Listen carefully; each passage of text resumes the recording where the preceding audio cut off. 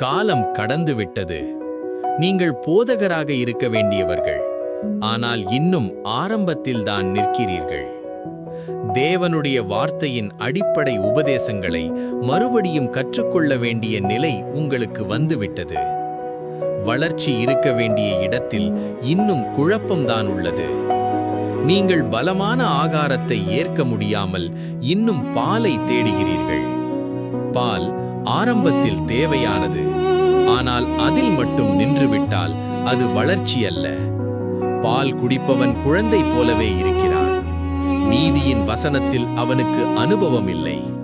சத்தியத்தை கேட்கிறான், ஆனால் அதை புரிந்து கொள்ள முடியவில்லை. ஆழமான உபதேசம் வரும்போது அவன் பின்னுக்கு போகிறான்.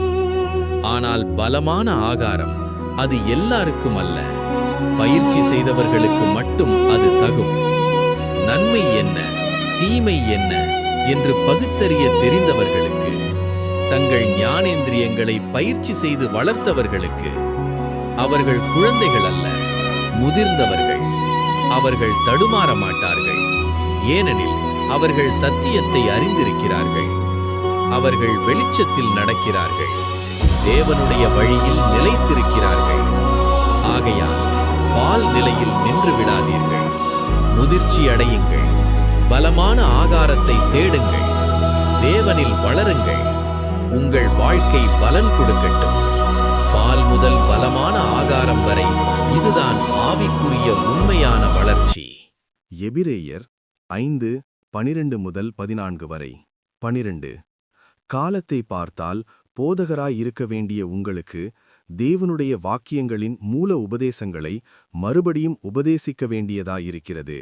நீங்கள் பலமான ஆகாரத்தை அல்ல, பாலை உண்ணத்தக்கவர்களானீர்கள். 13. பால் உண்கிறவன் குழந்தையாயிருக்கிறபடியினாலே நீதியின் வசனத்தில் பழக்கமில்லாதவனாயிருக்கிறான். 14.